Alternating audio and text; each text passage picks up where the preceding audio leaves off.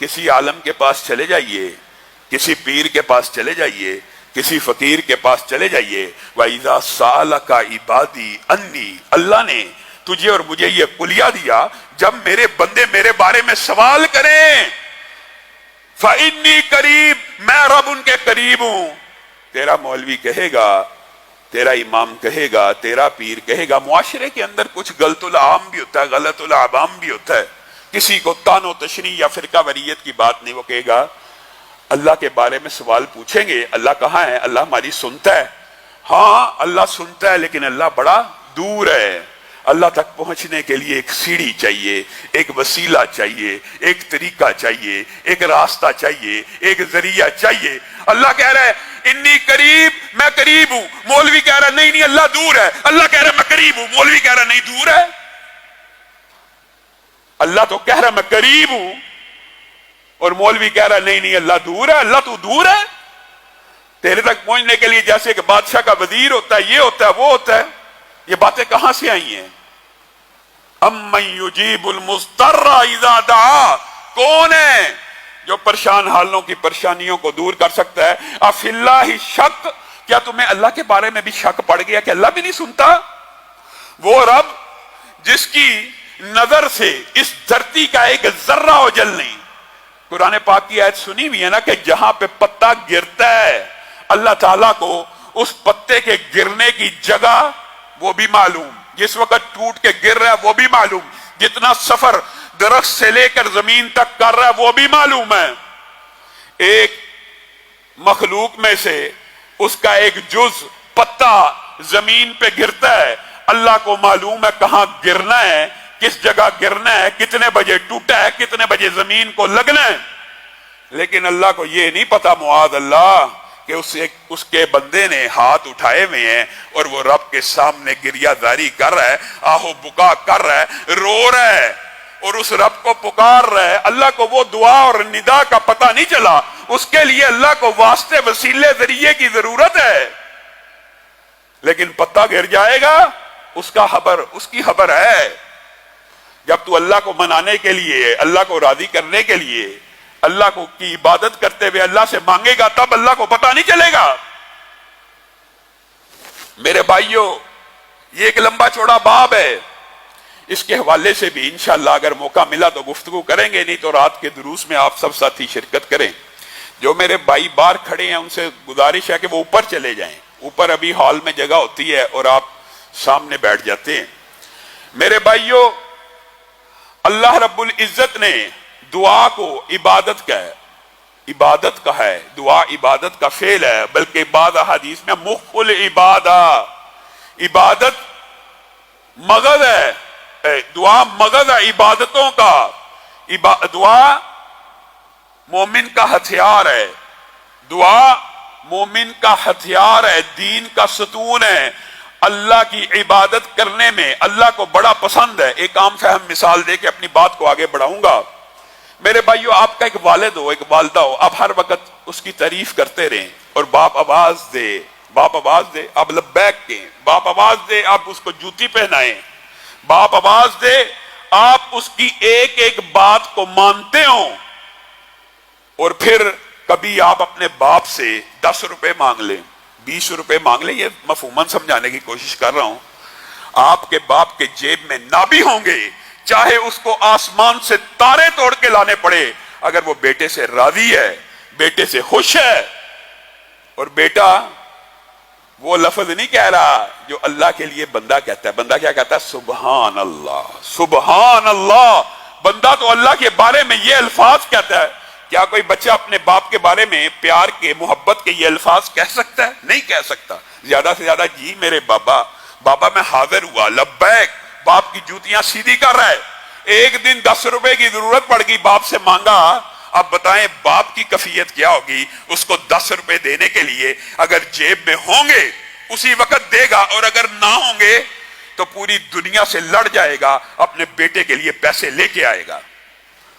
آپ نے اللہ کے بارے میں کیا سمجھا کہ اللہ سے آپ نے کوئی چیز کی گزارش کی ہے، کوئی چیز کی درخواست کی ہے، کس کے ساتھ؟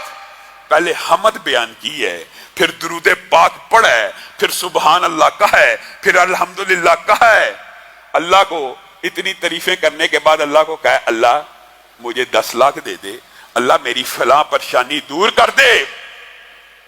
یہاں پہ باپ کی جیب میں ہو تو باپ تو فوراً دے دے، اور جس کے پاس کل کائنات کے خزانے ہیں تجھے کس نے وہم ڈالا ہوا ہے کہ وہ عطا نہیں کرے گا؟ تجھے وہم ہے۔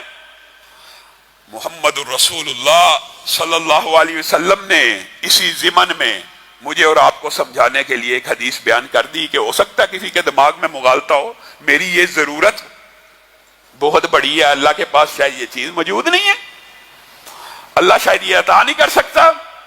نبی کریم صلی اللہ علیہ وسلم نے کہا آدم اور ان کے تمام بیٹے، آدم اور ان کے تمام بیٹے، حضرت آدم سے لے کے قیامت تک، اس وقت دنیا میں 7 ارب انسان اس وقت موجود ہیں، ہر 100 سال میں اگر اتنے انسان موجود رہے ہیں، آپ ان کی آبادی کا حساب لگا دیں، پہلے کے اعتبار سے کم بھی ہوں گے، آئندہ قیامت تک کتنے انسان آنے ہیں، اربوں خربوں انسان دنیا میں آ چکے ہیں۔ محمد الرسول اللہ صلی اللہ علیہ وسلم ارشاد فرماتے ہیں آدم سے لے کے قیامت تک جتنے انسان پیدا ہونے ہیں وہ ایک قطار میں کھڑے ہو جائیں، اور آدم آئیں تمہارے رب کے خزانوں میں۔ تم کیا سمجھتے ہو تمہارا رب تمہاری مشکلات دور نہیں کر سکتا، مصیبتیں پریشانیاں دور نہیں کر سکتا؟ تم نے اپنے رب سے لگائی نہیں لو، تم نے اپنے رب کے سامنے ہاتھوں کو پھیلایا نہیں ہے۔ وہ آ کے کیا مانگے آدم آ کے اللہ کو کہ اللہ زمین و آسمان میں جتنی بھلائیاں ہیں، جتنے خزانے ہیں، جتنے رزق ہیں، جتنی مخلوقات ہیں، فائدے مند نفع مند مجھے ہی عطا کر دیجئے۔ اللہ تعالیٰ آدم کو زمین و آسمان کے سارے خزانے، ساری نفع مند چیزیں، ساری بھلائیاں عطا کر دے۔ آدم کا دوسرا بیٹا ہے یہی کہ، تیسرا ہے یہی کہ، اللہ عطا کرتا چلا جائے۔ آدم کے سارے بیٹے قیامت تک پیدا ہونے والے یہ اللہ سے مانگتے چلے جائیں اور اللہ دیتا چلا جائے۔ حدیث کے الفاظ ہیں جب آخری بیٹا بھی مانگ کے فارغ ہو اللہ اس کو بھی آدم ہی جتنا عطا کر دیں، یعنی ہر ایک کو اتنا عطا کرتے چلے جائیں۔ تو اللہ کے خزانوں میں اتنی کمی واقع نہیں ہوتی جتنی تم سوئی سمندر میں ڈبوتے ہو اور اس کو نکالتے ہو، اس کے اوپر ایک قطرہ لگا ہوتا ہے، وہ قطرہ جب سمندر سے جدا ہو جاتا ہے تو سمندر میں کتنی کمی واقع ہوتی ہے، تمہارے رب کے خزانوں میں اتنی بھی کمی واقع نہیں ہوتی۔ پھر بھی کسی اور سے مانگنا ہے، پھر بھی در در کی ٹھوکریں کھانی ہے، پھر بھی کسی کے آگے رکوع کرنا ہے، پھر بھی مخلوقی کی عبادت کرنی ہے۔ میرا رب وہ ہے جس نے کہا جب بندہ نادم ہو کے چاہے گناہ کرتا ہو، پچھلے جمعے آپ کے سامنے رکھا، نادم ہو کے یا اپنی ضرورت کے لیے نادم ہوا ہو تب بھی اپنی ضرورت کے لیے ہاتھوں کو اٹھا دے۔ یہ ہاتھوں کو اٹھانا صحیح حدیث سے یہ کیا انداز ہے؟ اس کا مطلب یہ ہے اللہ تیرے در کے منگتے ہیں، تیرے در کے بھکاری ہیں، اللہ ان ہاتھوں میں خیر کو ڈال۔ جب بندہ ہاتھوں کو اٹھا لیتا ہے تو تمہارا رب اتنا کریم ہے، اتنا کریم ہے، اتنا کریم ہے، اس کو یہ ہاتھ خالی لٹاتے ہوئے حیا آتی ہے، چاہے بندے کے عمل جیسے بھی کیوں نہ ہو۔ اس بندے نے میرے سامنے ہاتھ پھیلا دیے، میں تو عطا کرنے والا ہوں، کس سے مانگ رہا ہے؟ میں رب سے، اور میں اس کے ہاتھوں کو خالی لٹا دوں؟ یہ ممکن نہیں ہے۔ یہ آپ کو وسوسہ ہے، ہماری دعائیں نہیں سنی جاتی، ہماری دعائیں قبول نہیں ہوتی۔ محمد الرسول اللہ صلی اللہ علیہ وسلم نے یہ وہم، یہ اشکال بھی دور فرما دیا کہ بندے کی دعائیں اس وقت تک قبول ہوتی رہتی ہیں جب تک وہ جلدی نہیں کرتا اور یہ لفظ نہیں بول دیتا میری دعائیں قبول نہیں ہوتی۔ اے بندے، یہ کیوں کہا محمد الرسول اللہ صلی اللہ علیہ وسلم نے کہ جب تک بندہ یہ نہیں کہتا میری دعائیں قبول نہیں ہوتی تب تک اس کی دعا سنی جاتی ہے، لیکن جب بندہ یہ اعلان کر دیتا میری دعا نہیں سنی جاتی تو اس کی پھر دعا نہیں سنی جاتی۔ اس کی وجہ کیا ہے؟ کبھی غور کیا اس حدیث پہ؟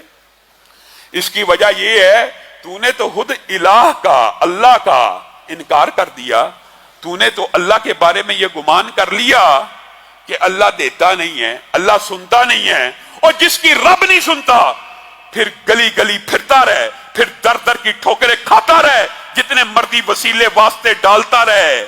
جس کی رب نے نہیں سننی اس کی کوئی نہیں سن سکتا۔ حدیث کے یہ بھی الفاظ موجود ہیں، پوری دنیا جمع ہو جائے ایک بندے کو نقصان پہنچانے کے لیے، ایک بندے کو، پوری دنیا جمع ہو جائے ایک بندے کو نقصان پہنچانے کے لیے، اور اللہ تعالیٰ اگر اس کی حفاظت کرنا چاہیں تو اس کو کوئی نقصان نہیں پہنچا سکتا، کوئی نقصان نہیں پہنچا سکتا۔ اور تو اپنے منہ سے ہی کہہ دیتا میری سنی نہیں جاتی۔ اگر رب نے نہیں سننی تو پھر کس نے سننی ہے؟ یہ وہم، یہ اشکال بھی آج کے بعد دور کر لیجئے۔